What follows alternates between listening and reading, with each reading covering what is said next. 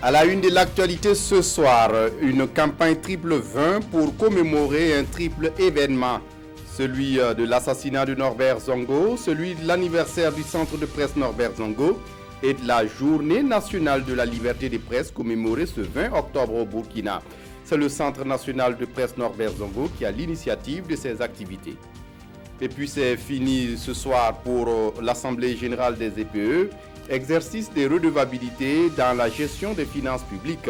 Certains établissements publics de l'État ont été félicités, d'autres ont été invités à revoir la copie et d'autres encore carrément invités à produire des états financiers d'ici à la fin de l'année en cours. Pour les recalés, qui sont-ils et comment vont-ils se rattraper?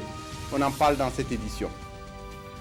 Et dans cette édition, au procès du putsch manqué ce vendredi, Maître Herman Yameogo, il est poursuivi pour complicité d'attentat à la sûreté de l'État et de coups et blessures volontaires.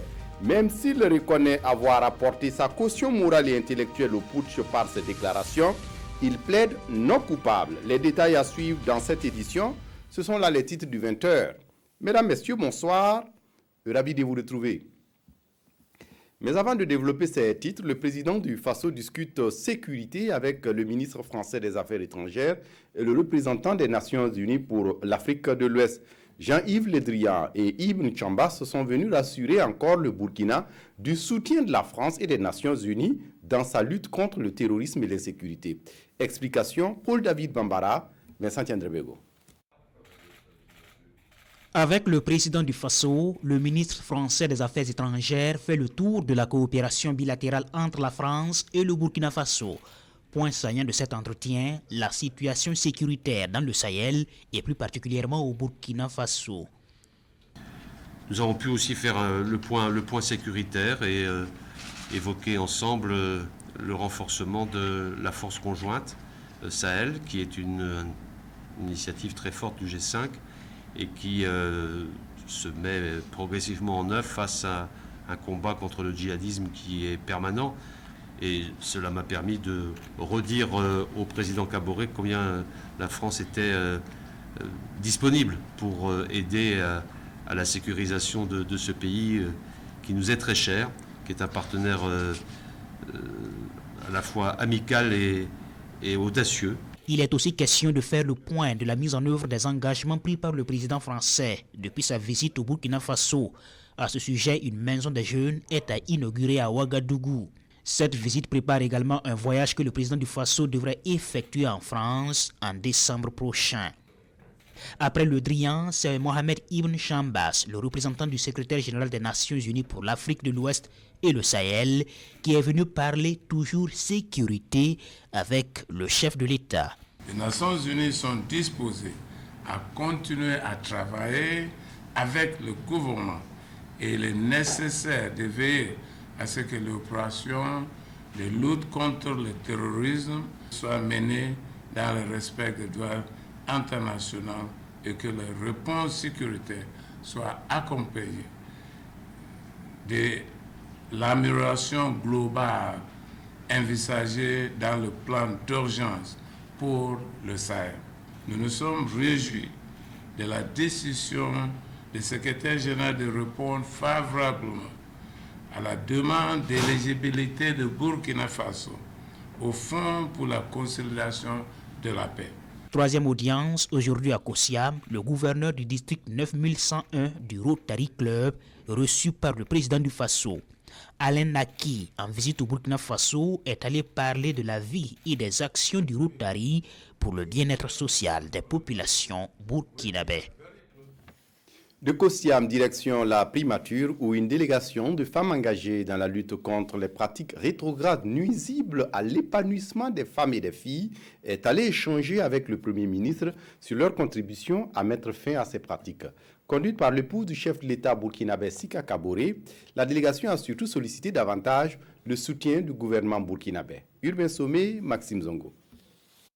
Mariage précoce, mutilation génitale féminine et bien d'autres, autant de pratiques d'un certain âge qui ont toujours la peau dure au Faso. Réunies au sein du groupe d'action pour le lobbying et le plaidoyer, ces femmes leaders d'opinion et d'épouses de hautes personnalités entendent contribuer fermement à l'élimination totale de ces pratiques au Burkina.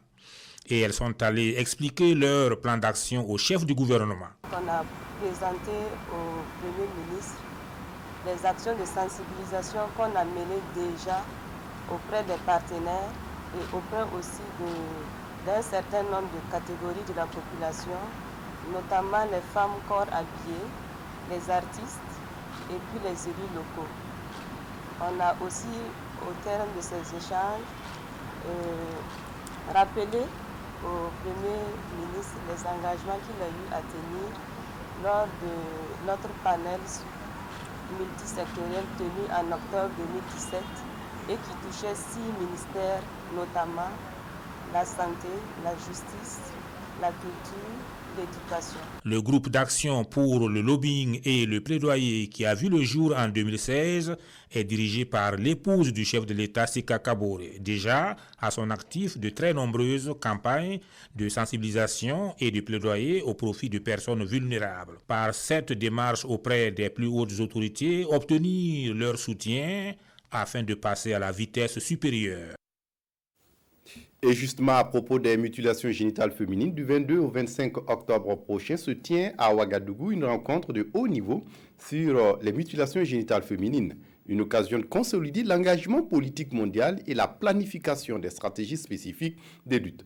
Face à la presse ce matin, les organisateurs se sont voulus plus explicites. On en sait davantage avec Nathalie Sawadgo. C'est une rencontre de haut niveau qui va regrouper 300 participants, dont des épouses de chefs d'État. Ensemble, ils vont mener la réflexion pour consolider l'engagement politique mondial, renforcer l'action nationale et de planifier des stratégies spécifiques pour construire un vaste mouvement en faveur de l'élimination des mutilations génitales féminines. Cette conférence se déroulera en 2 phases. La première sera consacrée à un dialogue politique. La seconde phase, à savoir le dialogue technique, qui se déroulera les 24 et 25 octobre 2018, sera réservée aux échanges entre experts. Le choix du Burkina Faso pour abriter cette grande rencontre n'est pas fortuit. Il y a énormément d'interventions qui ont été menées par les pays et particulièrement par le Burkina Faso sur cette question, avec donc des approches multisectorielles qui comportent l'éducation effectivement des communautés, mais également donc des politiques qui ont été mises en place, la législation donc qui a été mise en place et qui est donc appliquée au Burkina Faso, qui en fait d'ailleurs une exception dans le monde.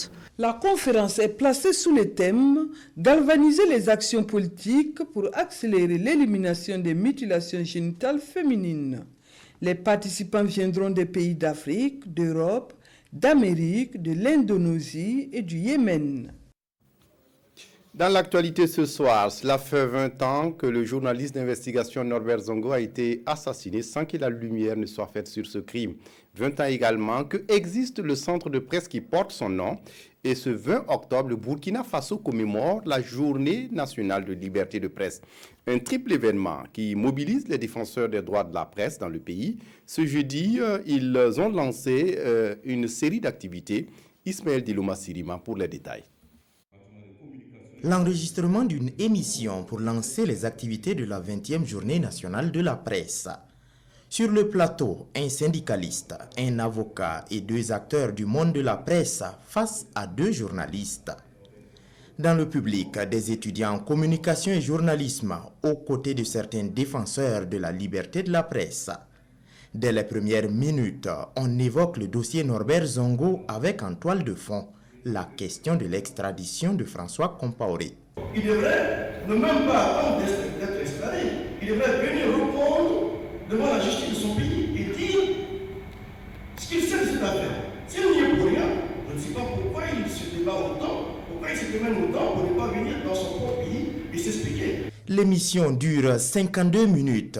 Elle jette aussi un regard sur les luttes pour les libertés. Dans cette rubrique, Bassolma Bazier lance un message à ceux qui aiment trahir les causes justes parce qu'ils ont peur. La question qu'il faut chaque matin se poser, est-ce à se poser le que je mourrai dans cette bataille, est-ce que ma vie vaut mieux que ceux qui sont au cimetière? Donc voilà pourquoi c'est un idéal. On doit vivre pour un idéal. Accepter périr pour un idéal, pour pouvoir vivre longtemps. et pérennement tel que Norbert Zongo est en train de vivre. Les échanges autour de ce plateau marquent le lancement d'une campagne dénommée Triple 20. 20 ans du centre de presse Norbert Zongo, 20 ans de l'assassinat de Norbert Zongo, mais aussi 20 ans qu'on attend la justice. C'est trop, c'est trop. Il faut qu'à un moment donné, Norbert Zongo puisse reposer en paix. L'enregistrement de cette émission est le début d'une série d'activités. Elles vont s'étendre jusqu'au 13 décembre prochain. L'usine de transformation de tomates de Lumbila à la périphérie de la capitale burkinabé reçoit du soutien. La Banque d'investissement et de développement de la CEDEAO vient d'accorder au gouvernement burkinabé un prêt de 7 milliards de francs CFA pour les travaux de l'usine. Un coup de pouce qui va permettre l'achèvement du projet de construction, mais aussi le démarrage effectif des activités de cette unité. Maïmouna Traoré. Usine de transformation des fruits et légumes de Lumbila. Un projet beaucoup attendu des populations, mais qui peine à se réaliser. Pour un coût initial d'environ 7,3 milliards de francs CFA lors de sa création en 2009, l'on est passé avec l'évolution à plus de 14 milliards 700 millions de francs CFA pour la réalisation du projet. Par cette signature d'accord de prêt, la Banque d'investissement et de développement de la CEDEAO BIDC apporte un financement complémentaire pour la finalisation du projet. Ce financement complémentaire va nous permettre de finaliser donc les travaux de génie civil, de régler les questions d'automatisation des différentes chaînes de production, mais aussi d'avoir des centres de pré-traitement au niveau des régions où on produit la tomate.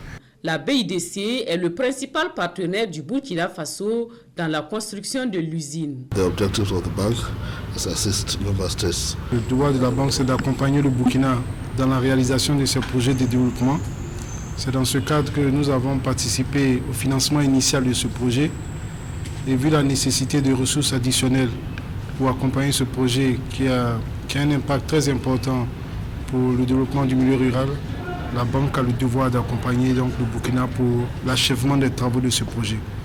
La STFL a une capacité de transformation de 250 tonnes jour de tomates et 240 tonnes jour de mangue.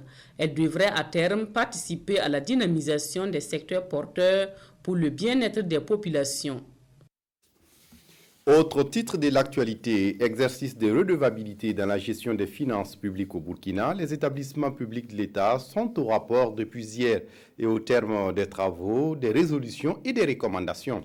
Des recommandations notamment pour l'ANERE, le CFPI et le FONER, qui sont invités à présenter des états financiers et à la prochaine Assemblée générale.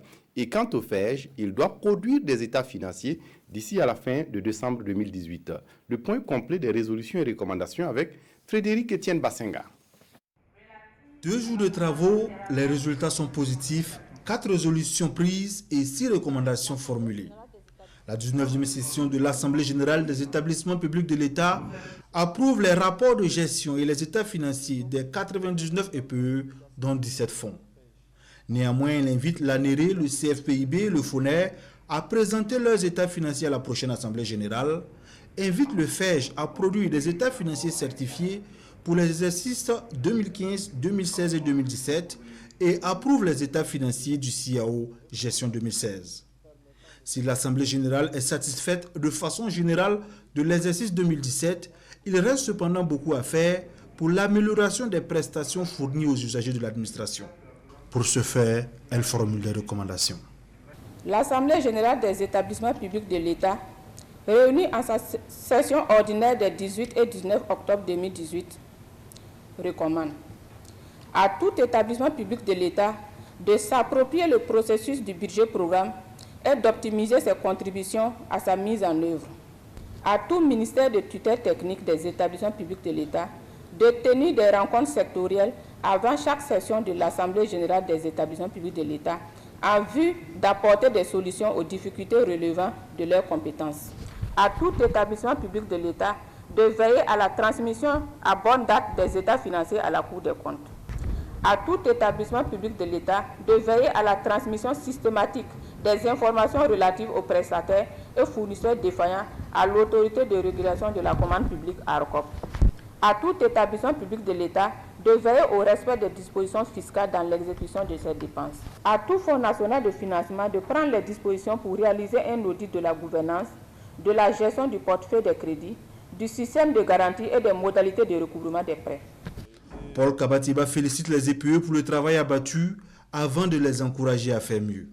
Les efforts consentis devront être constants et renouvelés au regard de nombreux défis qui restent encore à relever, tant dans l'administration, tant dans l'amélioration de la qualité des services publics offerts aux usagers, que dans la gestion de nos finances publiques. Je voudrais, par conséquent, surtout dans le contexte économique actuel de notre pays et sécuritaire, il faut ajouter, vous réitérer mon invite à redoubler d'efforts et d'initiatives en vue d'une utilisation efficiente des ressources publiques et d'une amélioration des prestations fournies à la satisfaction des besoins de plus en plus accrus de nos populations.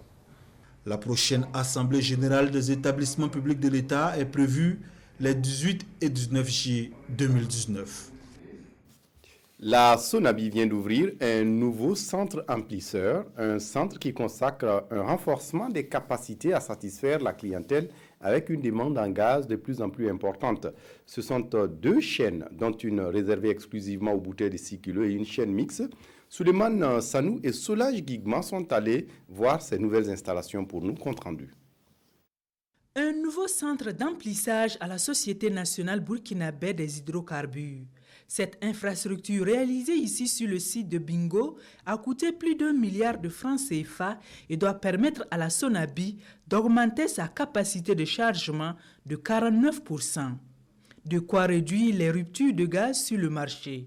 Nous mettons cette semaine-là en service 2 nouvelles chaînes d'emplissage de bouteilles au dépôt ici, qui va permettre de doubler quasiment notre capacité de chargement. La chaîne de 6 kg nous fera 1200 bouteilles à l'heure et l'autre chaîne nous fera 1400 bouteilles à l'heure. Alors dans la journée, ça dépendra du nombre d'heures que nous aurons donc travaillé. Sur la question du poids des bouteilles de gaz mises à la disposition du consommateur, le directeur général rassure que des précautions ont été prises pour que les bouteilles aient le poids indiqué. La bouteille rentre vide, elle est chargée, elle doit être amenée à un poids donné. Et si ce poids n'est pas fait, le système réajuste lui-même le réglage des carousels pour que nous respectons les poids. Je pense que peut-être on est surpris quelquefois de notre propre cadence de consommation du gaz à la maison. Mais je puis vous donner l'assurance que les bouteilles quittent nos dépôts avec le bon poids. Face à la demande sans cesse croissante, la Sonabi entend se donner une longueur d'avance. Elle envisage la construction d'une autre chaîne de chargement en 2019. Et puis le ministère en charge des Transports vient de mettre en place un comité pour réfléchir sur le fret au Burkina. Un comité qui doit faire des propositions de solutions pour aider à la gestion du fret généré par le commerce extérieur. Les membres du comité ont été installés ce matin en présence de Estelle Assogba. Le ministre des Transports, de la Mobilité urbaine et de la Sécurité routière installe les membres du comité de réflexion sur la problématique de la gestion du fret au Burkina Faso. Ainsi donc, le compte à rebours a commencé pour ces membres qui devront faire des propositions de solutions sur les difficultés liées à la question de gestion du fret. Donc la mission de cette commission, c'est d'abord de faire l'état des lieux en regardant l'ensemble des textes, mais aussi en regardant là où ça marche. Par exemple, quand nous regardons notre port au niveau du Ghana, la gestion du fret est mieux réglementée et peut-être correspond à un modèle. Donc nous allons regarder pour essayer donc de voir quel modèle nous allons adopter. C'est un comité inclusif qui intègre toutes les structures intervenant dans la gestion du fret généré par le commerce extérieur. Les membres du comité disposent de 21 jours pour livrer les produits de ces réflexions au gouvernement. Nous avions donc pris un arrêté avec l'accord des autorités pour donc inclure l'ensemble donc des associations, l'ensemble des syndicats, pour que nous puissions rebâtir notre réflexion, pour permettre donc au fait du Burkina Faso d'être mieux géré. En rappel, c'est suite à la crise des transporteurs routiers intervenue le mois dernier que le Premier ministre avait instruit de mettre en place un comité qui va réfléchir sur la gestion du fret généré par le commerce extérieur. Et c'est le 20 septembre dernier que ce comité a été créé. Un mot de santé dans ce journal. La Société burkinabé d'hépatogastro-entérologie et d'endoscopie digestive vient d'achever cet après-midi à Ouagadougou son premier congrès scientifique. Ce sont des moments de partage de connaissances et d'expériences et la rencontre a eu un double enjeu, celui de rappeler l'importance d'une prise en charge adéquate des pathologies liées et celui d'avancer dans la recherche. Oscar Soulama, Oumou Cissé. Les cancers constituent la deuxième cause de mortalité dans le monde selon l'OMS. Et au Burkina Faso, ils occupent le troisième rang de mortalité et de morbidité après les maladies infectieuses et cardiovasculaires. Réunis ici à la faveur du premier congrès de la Société burkinabé d'hépatogastro-entérologie et d'endoscopie digestive, ces spécialistes des maladies de l'appareil digestif veulent avancer dans la recherche de solutions. Les cancers de type digestif, des tracts digestifs, bien sûr, il y a les cancers du côlon, les cancers de l'estomac, les cancers de l'œsophage. Et ces cancers, comme le cancer développe de façon silencieuse, nous sommes vraiment ahuris quand nous voyons le nombre de cancers augmenter. Parce que nous n'avons pas le comportement qu'il faut, nous n'avons pas de bonnes méthodes d'hygiène de vie, nous n'avons pas les bonnes habitudes alimentaires. Au Burkina Faso, des programmes existent déjà pour lutter efficacement contre les cancers. Nous avons décidé de lancer un programme national d'élimination de l'hépatite C, à la dimension de ce que nous avons fait pour éliminer la poliomyélite ou éliminer d'autres maladies. Et nous avons décidé de créer un programme national de lutte contre les maladies non transmissibles, dont font partie les cancers, les maladies cardiovasculaires et d'autres choses. Des programmes qui font leurs preuves sur le terrain selon le professeur Nicolas Méda. Et cette rencontre est le lieu idéal pour rappeler à tous l'importance d'une prise en charge adéquate des cancers. Après Léonce Koné, c'est au tour d'un autre opposant grand soutien politique du putsch manqué de septembre 2015 de se retrouver devant la barre. Il s'agit de maître Herman Yamiogo. Il est poursuivi pour complicité d'attentat à la sûreté de l'État et de coups et blessures. Il plaide non coupable. Draman Guéné, Zoubaviel David Dabiré. Troisième jour d'audition de Léonce Koné, le leader politique est présenté par ses avocats comme un citoyen paisible qui, dans la soirée du 16 septembre 2015, apprend la situation chaotique dans laquelle le Burkina Faso plongeait. Et toujours selon maître Yérim Thiam, il s'est engagé dans un processus de sortie de crise tout en affichant librement son opinion, en prônant l'inclusion. En quoi exprimer une opinion politique est-elle constitutive d'infraction, s'indigne l'auxiliaire de justice.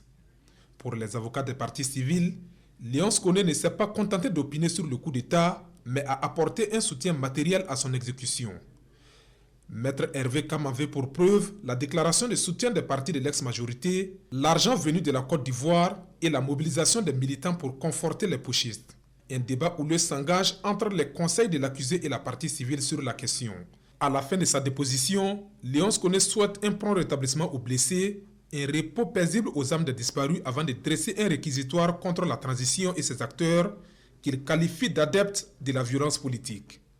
À sa suite, Herman Yamiogo est appelé à la barre. Il répond des faits d'attentat à la sûreté de l'État et de coups et blessures volontaires. Est-ce que vous reconnaissez les faits? D'un ton mesuré, le leader politique répond, je cite, « Je ne reconnais pas les faits, je pense que c'est une erreur sur la personne. » Et pour persuader le tribunal sur la sincérité de son propos, il dit avoir appris ce 16 septembre 2015, comme tous les Burkinabés, que le Conseil des ministres était interrompu par les éléments de l'ex-RSP.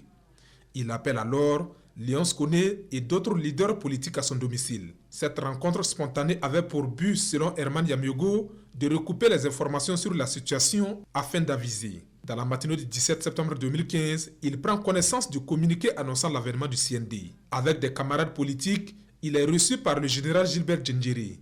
Après l'exposé des motifs de cette action militaire, le groupe manifeste son adhésion aux idéaux prônés par le nouveau régime. Étiez-vous pour ou contre ce coup d'État, interroge le parquet militaire. L'accusé rétorque, quand il y a coup d'État, il y a des gens qui sont pour et d'autres contre. Avant de poursuivre, je cite, « De toute ma vie, j'ai toujours applaudi les coups d'État qui viennent mettre fin au régime qui brime les peuples. » Fin de citation. Et selon Herman Yamiogo, le régime de la transition s'était détourné de la Constitution en procédant à l'exclusion d'une partie de la classe politique. Et quand on lui oppose le rapport d'expertise téléphonique, le leader politique reste catégorique. Je ne répondrai à aucune question sur ce rapport d'abord parce que je suis contre les écoutes illégales. Ensuite, on ne m'a jamais notifié la commission d'experts. Enfin, mon téléphone n'a jamais été expertisé. Le parquet insiste et livre le contenu d'un message. Aucune réaction de l'accusé. A noter que la demande de liberté provisoire introduite par Minata Gelware lundi dernier est rejetée ce soir par le tribunal. L'audition de Herman Yamiogo se poursuit le lundi 22 octobre prochain à 9h au tribunal militaire de Ouagadougou.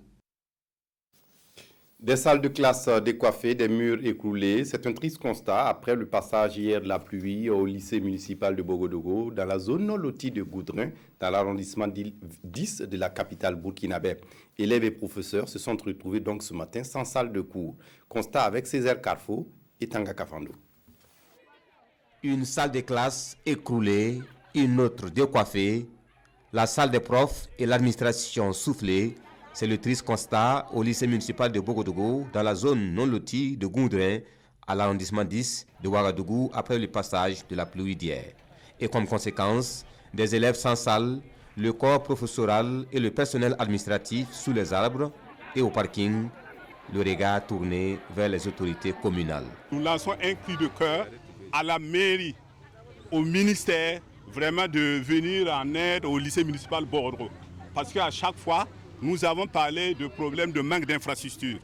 Alors, si cela était bien fait par le ministère, on n'allait pas vraiment arriver à ce point-là. Parce que les parents d'élèves ont certainement construit les salles de classe de façon active et c'est ça certainement qui a amené ces grands dégâts. À la mairie de l'arrondissement 10, on s'active à se rendre sur les lieux et pour les maires, toutes les dispositions seront prises pour permettre aux élèves de continuer les cours en attendant les grandes solutions. Tout de suite, nous allons sortir et nous allons faire le point. Et c'est une urgence, je dirais urgente, parce qu'il y a des urgences, mais il y a plus urgent. Ça, comme on est en pleine année scolaire, nous allons en tout cas prendre toutes les mesures pour qu'une solution palliative soit trouvée, pour que les cours puissent continuer et maintenant voir de façon structurelle la question même du lycée municipal de Bogodougou. Au-delà du lycée municipal de Bogodougou, les dégâts ont été enregistrés dans d'autres zones de la ville de Ouagadougou. Et puis l'Union nationale de l'association burkinabé des associations burkinabé pour la promotion des aveugles et malvoyants veut sensibiliser sur la production d'ouvrages et manuels scolaires en tenant compte des élèves handicapés visuels. Elle a entrepris un plaidoyer à l'attention des décideurs publics, mais aussi des ONG. Le point avec Nathalie Sawadgo. Produire des ouvrages accessibles aux élèves et étudiants vivant avec un handicap visuel, c'est tout le sens de cet atelier. Un atelier qui vise à sensibiliser les décideurs sur les possibilités de rédiger des ouvrages aux personnes handicapées visuelles. Les productions d'ouvrages, les livres édités, ne tiennent pas compte des personnes empêchées de les lire. Les personnes empêchées de les lire, c'est ceux qui ne voient pas ce qui est écrit, c'est ceux qui ne peuvent pas tourner les pages d'un livre. Donc ils étaient exclus des étudiants et des éditions des éditeurs. Pour réussir cela, l'expertise d'un agent de l'organisation de la propriété intellectuelle travaillant dans le monde de l'édition et dans le milieu spécifique adapté ou inclusif a été sollicitée. On essaye de leur amener des outils pour qu'ils puissent prendre les bonnes décisions sur la création de leurs manuels scolaires, de leurs ouvrages scolaires, de leurs ouvrages de littérature générale, afin que ces ouvrages soient soit directement accessibles aux personnes qui ont la possibilité de les lire avec des outils informatiques. L'Union nationale des associations burkinabées des personnes vivant avec un handicap visuel envisage former les éditeurs, mais aussi les professionnels du ministère de l'Éducation nationale et de l'enseignement supérieur. En littérature, Aruna Togieni, un ancien leader syndical étudiant mais aussi travailleur, un ancien militant PCRV et un ancien militant de l'UDS raconte le récit de sa vie dans un ouvrage qu'il vient de présenter hier au public dans la capitale burkinabé. Dans l'ouvrage de Aruna Togieni, il y partage son expérience des événements qui ont marqué le Burkina Faso il y a 40 ans. Je vous invite à suivre ce compte-rendu de la cérémonie de dédicace. Une cérémonie de dédicace à l'allure des retrouvailles. Pour la sortie de sa première œuvre littéraire, Aruna Togieni est parvenu à réunir tous ou presque tous les protagonistes de son ouvrage. L'ouvrage en question est un récit de vie de plus de 300 pages, publié aux éditions Sepodif. Son titre, Enquête de progrès social, combat des militants. Ce sont des événements qui se sont déroulés entre 1975 à nos jours. L'auteur nous présente, à partir de sa propre expérience, des événements qui ont marqué la nation burkinabé. Quand sa vie d'étudiant rencontre sa vie de travailleur syndicaliste, on est subjugué par la lumière qu'il apporte sur un pan de sa vie. Militant d'un parti clandestin, le PCRV, le Parti communiste révolutionnaire voltaïque, et ensuite militant de parti légal, l'UDS, l'Union des sociaux-démocrates, il finit par être dégoûté de la politique politicienne. Pour lui, en écrivant cet ouvrage, sa démarche se veut pédagogique. Moi, j'ai envie que les jeunes qui viennent après nous, qui sont là aujourd'hui, puissent les capitaliser. Parce qu'ils ont besoin de se baser sur l'expérience de leurs aînés. Si nous n'écrivons pas, comment vont-ils faire? Ils seront obligés de repartir à zéro et refaire certainement les mêmes erreurs. Le livre nous rappelle, si besoin en était, la nécessité de tenir haut le flambeau de l'engagement et de la lutte pour l'amélioration des conditions de vie de nos semblables. Ce sont des fragments de vie dont la temporalité est d'une actualité toujours saisissante. Enquête de progrès social, combat des militants, s'adresse à la jeunesse burkinabé en perte de vitesse. Et puis, Kaya, la capitale des cuirs et peaux au Burkina, se présentera au CIAO 2018. Les maroquiniers de la région s'activent à quelques jours de la tenue de cette manifestation à mieux préparer leur participation. Aruna Mari. Kaya prépare le CIAO. Dans ses ateliers situés au secteur 6, les maroquiniers tannent le cuir pour donner forme à leur imagination créatrice. Le grand rendez-vous de l'artisanat africain est perçu ici comme une opportunité d'affaires et surtout comme un défi pour les maroquiniers de la cité du cuir. En allant au CIAO, nous espérons pouvoir vendre nos articles. Nous pourrons aussi avoir des partenaires qui peuvent s'intéresser à cette activité du Salmatenga. Pour relever le défi de la qualité, les machines sont mises à contribution. C'est le résultat d'une formation reçue sur les techniques modernes de production. Un atout qui permet d'accélérer le rythme de la production. Avant la modernisation, plusieurs personnes pouvaient travailler à coudre à la main une même ceinture. Aujourd'hui, je peux en coudre 20 en 10 minutes. Dans la cité du cuir, le bien fondé du CIAO est reconnu et salué par tous. Regroupés au sein d'une union provinciale, les maroquiniers de la ville mettent des bouchées doubles pour réussir leur participation à la 15e biennale de l'artisanat africain. Pour le CIAO, nous allons constituer une délégation de 2 à 3 personnes qui va représenter la centaine de membres de l'Union. Chaque membre apporte sa contribution et notre région est ainsi représentée. À Kaya, le travail du cuir est une tradition qui se perpétue au fil des ans dans les familles réputées maîtres dans la transformation du cuir. Drapé dans son boubou, le Gand Naba ou chef des cuirs et peaux parcourt ce hall des artisans de Kaya pour une découverte des chefs-d'œuvre des maroquiniers. Ça fait une trentaine d'années que nous sommes dans cette activité. Nous l'avons hérité de nos pères et c'est quelque chose qui est très important pour nous. Mais pour le Gand Naba qui n'exposera pas au CIAO, à cette édition, Le coût des stands qui va crescendo ne favorise pas la présence de bon nombre d'artisans. Louer un stand à 300 000 francs pour une semaine, il y a un risque de se retrouver dans des difficultés si la clientèle fait défaut.